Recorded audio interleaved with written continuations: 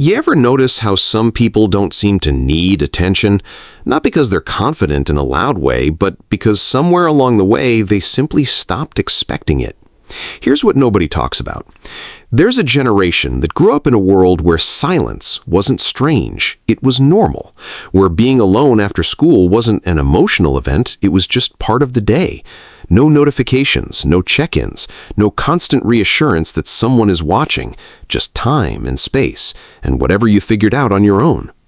Psychology explains something interesting about that kind of upbringing. When a child's emotional world is not consistently mirrored back to them, when feelings are not always responded to, the mind doesn't stop feeling. It adapts.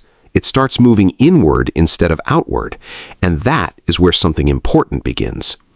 If you look at Generation X today, you might notice a pattern. They don't rush to share everything. They don't turn every moment into a story for others. They don't constantly broadcast what they think or feel. Instead, they observe first, they process quietly, and only then, if necessary, they speak. To younger generations, that can sometimes look like distance, but psychologically, it is not absence, it is containment, a trained ability to hold emotion inside long enough to understand it before expressing it.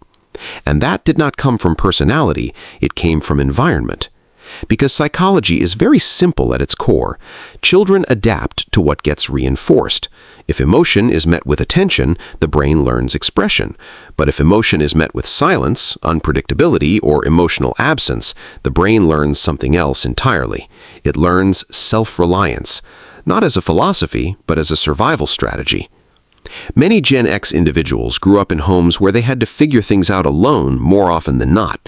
Not always in dramatic ways, sometimes just quietly, coming home to an empty house, making food on their own, sitting with their thoughts without interruption, learning early that emotional states don't always get an immediate response. So the mind adjusts. Feelings don't disappear, but they stop being performed. They become internal conversations instead of external expressions. The brain learns to process instead of project. Over time, this creates a very specific psychological structure. When something happens, the first response is not emotional expression, it is analysis. What happened? Why did it happen? What should be done next? Emotion is not ignored, it is translated into thinking first. That is why many Gen X individuals can appear unusually calm in situations where others might become overwhelmed, not because they feel less, but because their emotional processing route runs inward before it ever shows outward. There's another layer to this as well: trust. Many of them grew up watching contradictions, words that didn't always match actions, promises that didn't always hold, systems that didn't always protect the people inside them. So the mind learned a quiet rule without ever being told: observe first, trust slowly. Not cynicism, not bitterness, just pattern recognition built over time. And then the world changed again. Because now we live in an age where everything is expected to be visible. Feelings are shared instantly. Experiences are documented in real time.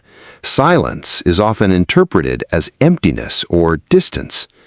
But for Gen X, silence was never emptiness. It was normal. It was safe. It was familiar.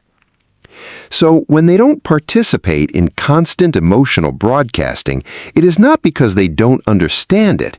It is because they were formed in a different emotional operating system, one where privacy was default, not something you had to protect, but something you simply lived inside. And that creates a quiet contradiction in the modern world. Because while others express to process, many Gen X individuals process first and express only if it still feels necessary after that. There is also a deeper paradox in how they handle life itself. They are often extremely capable under pressure. When things go wrong, they don't collapse into noise. They stabilize, they act, they solve. It looks like control, but it's actually conditioning. Because when you grow up learning that problems don't pause for emotional reactions, you learn to move through emotion instead of stopping inside it.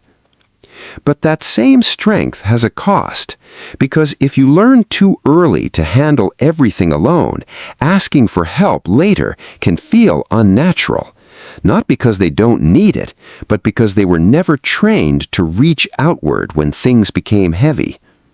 In relationships, this often becomes visible in subtle ways: less talking, more doing; less explaining feelings, more showing consistency; care expressed through reliability instead of emotional display; not intensity, but steadiness.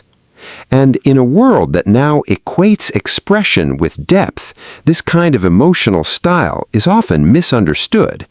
But it is not shallow, it is simply internal. At the core of it, Generation X carries something very specific. They were formed during a transition period between analog and digital, between emotional restraint and emotional openness, between private life and public life becoming blurred. So they became something in between as well. Not fully silent, not fully expressive, not fully distant, not fully open, but adaptive, observant, self-contained. And maybe that is the most important part. They were never built to explain themselves loudly. They were built to observe what is happening, adjust quietly, and keep moving forward even when no one is watching. And in a world that increasingly rewards visibility over understanding, that kind of silence is often misunderstood. But it was never emptiness. It was always structure.